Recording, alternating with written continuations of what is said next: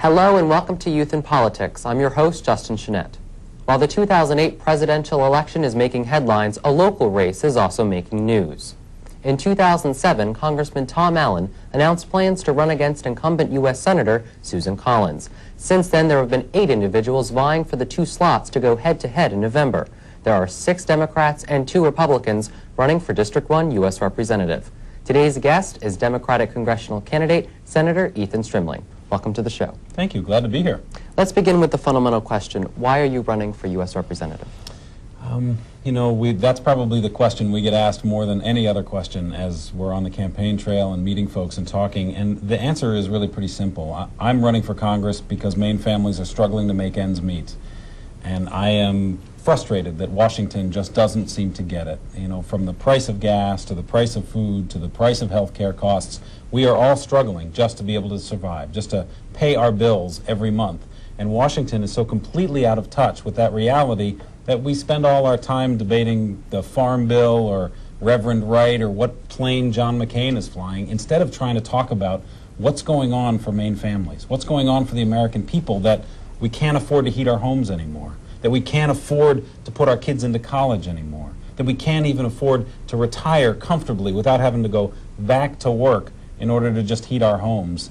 It is a real travesty. I mean, this administration has done a lot of terrible things all across the world, but here at home, what I put right at the top is what they have done to our economy. The gap between the super rich and everybody else is wider than it has been since 1928, and if we don't do something about it, and do something about it quickly, we're going to lose a generation.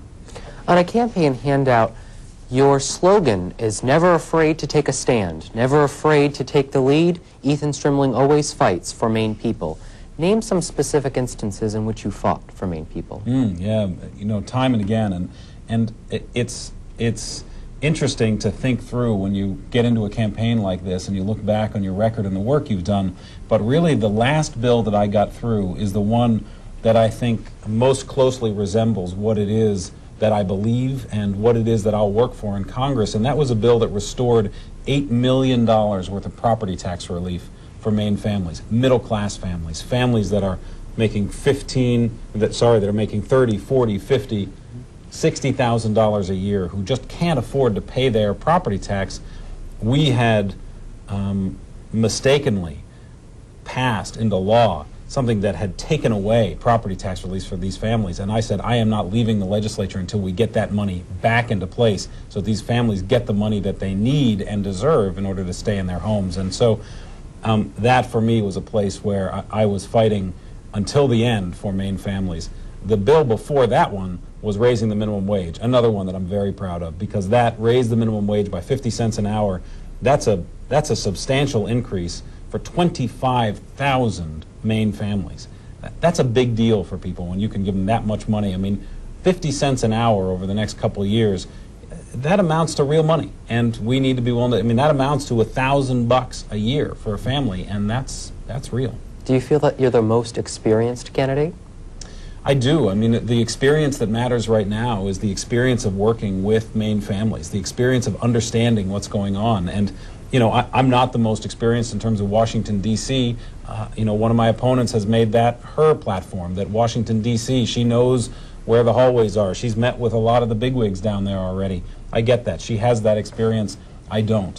But the experience that I do have is the experience for the last 12 years of having sat in people's living rooms and listened to the struggles that they are going through, and talking to them about how they can figure out how to heat their homes or put their kids into college. The work that I do in the legislature and in the organization and in my professional life is all about helping Maine families survive. That's the experience we need down in Washington right now, because Washington's got to change. I'm not interested in having more folks go down to Washington who've been doing it the way Washington's been doing it for the last 200 years. Something's got to give. You mentioned she. The only female in the race is Shelley Pingree. Do you believe that this race is only between you and Shelley Pingree at this point? No, I think the race is wide open. I think that it's a race in which most of the electorate is undecided, and they're still trying to figure out who it is that they want to support. And I think that we, as my message has been getting out and the message of this campaign has been getting out, we've literally been having hundreds of people who are coming on board, and thousands have already signed up. And we feel very, very good about the campaign and where we are. But no, it's fundamentally wide open in this race. Okay, let's turn to specific issues. Most Democrats consider the Iraq War to be one of the worst military blunders in U.S. history. As U.S. representative, what would be your plan and strategy for the Iraq War? Yeah, you know, it's another good question, and it is one of the biggest foreign policy blunders in the history of this country. And if we aren't very careful and very clear, and if we don't take bold action, it will become another Vietnam. It's another place where there's been a difference between me and some of my opponents in this race. One of my opponents has said that he would continue to fund the war, that he would have voted to fund the war every time, which is the same as the Bush administration policy. And I don't think we need to send more Democrats down to Washington who are going to support the Bush administration's policy on this war. I would not have voted for a penny of this war.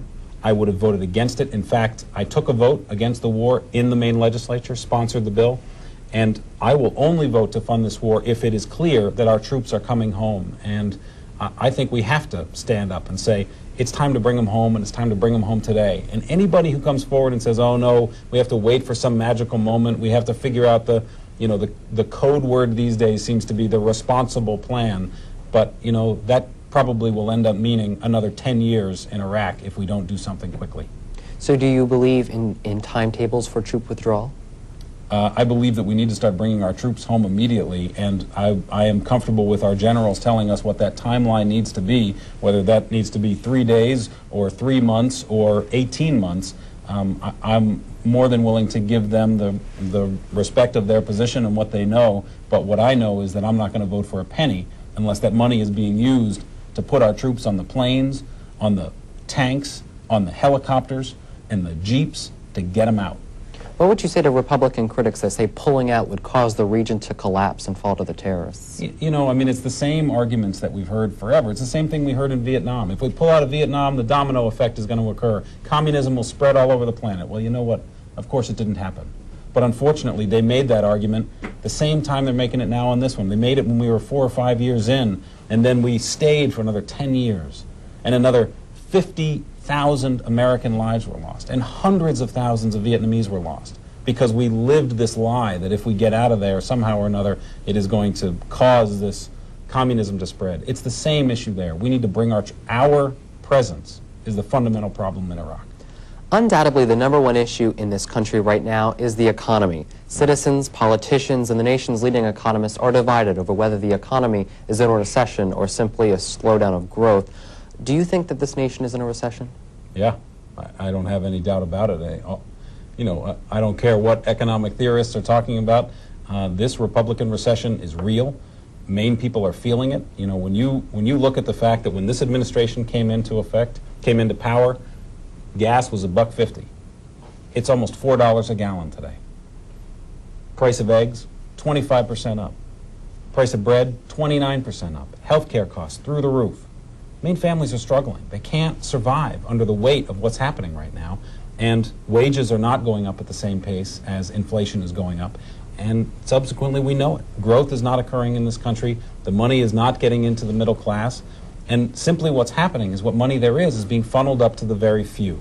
And that's part of what I have talked about in this campaign from the very beginning. It's this widening gap between the super rich and everybody else. So while this administration provides tax break after tax break after tax break, subsidy after subsidy after subsidy for the wealthiest in this country, the rest of us pick up that bill. And make no mistake about it, we pay that bill. It's not like all of a sudden they're just giving them that tax break and somebody ain't taking it. We have to pay it, and we do. You call it a Republican recession. Do you think that the democratically controlled Congress has some responsibility in this? Well, I think the democratically controlled Congress has a responsibility to react and to try to put us back on track. But there's no doubt that it's been a Republican administration. I mean, when they came into power, we had a surplus, right? We had a $250 billion surplus. And now we have a $250 billion deficit. I mean, that's a $500 billion swing. That's a Republican administration that apparently believes that we're supposed to be fiscally responsible and yet has completely put us on the deficit side of the ledger, and put our books in the red. And at the same time, it's been a Republican Congress the entire time. Only 1 point was it Democratic during the first 6 years of this. But you know, fundamentally the president sets the policy. The president has to take the heat one way or the other, and Congress reacts.